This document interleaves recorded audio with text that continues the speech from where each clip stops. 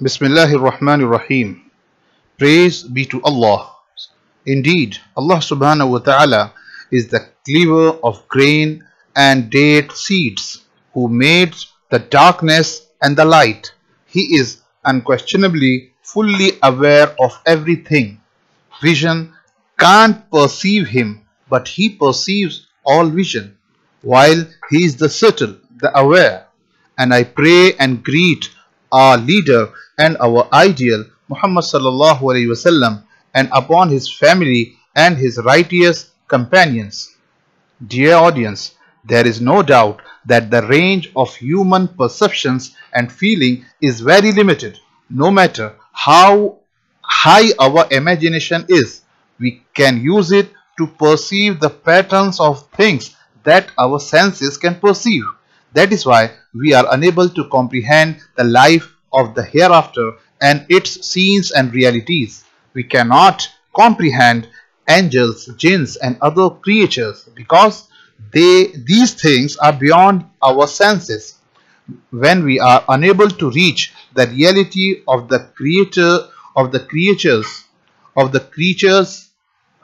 beyond the perception of our senses, then the perception of the essence of Allah subhanahu wa ta'ala, which is far higher than them and beyond our perception. That is why the intellectuals say that everything that comes to our mind is different from the essence of Allah subhanahu wa ta'ala. The human intellect is restricted to the realm of the senses, and it has no function in judging the world of the unseen. This is because our intellect, rational power within us that combines the visual, the memory, the imagination, and the intellect carries out its mighty knowledge for analysis and synthesis, collection and differentiation, inferring general rules and universals, and measuring similarities and analogies to each other. After transmitting the different senses to the illustrator and stipulations, the audible, the tasting, the smelling, the tactile senses, and the emotions inside the human being, then its rulings are restricted by the limits of these things that came to it through the senses. Therefore, our power of imagination is incapable of issuing orders regarding such mysteries, the specimens of which are not preserved in its memory. The world of the unseen may differ from the world of the senses completely, so it is not possible to judge them by resemblance. And there is a rule established by scholars: giving judgment about something is a branch of its perception.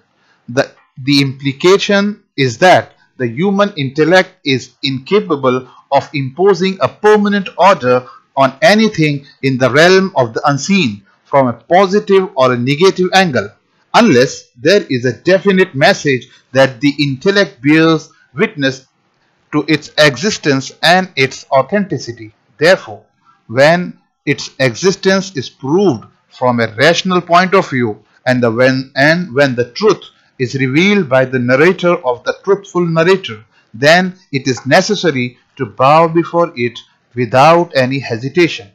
And since the world of sense in us is limited, the mind in us is also limited.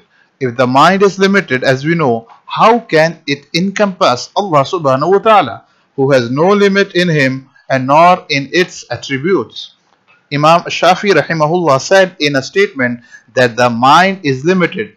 The mind has a limit, it ends, with just as the size has a limit, it ends. Thus, Imam Ghazali said, "O you who live in the world of intellect, beyond this world of intellect is a vast world in which the manifestation of things that are not possible in the world of intellect is revealed. So don't think it's impossible. Surely Allah encompasses all things with His perfect power and knowledge. The creatures cannot perceive anything except that which He wills. His essence is exalted. May Allah bless us and you by the book and sunnah. وآخر دعوانا أن الحمد لله رب العالمين.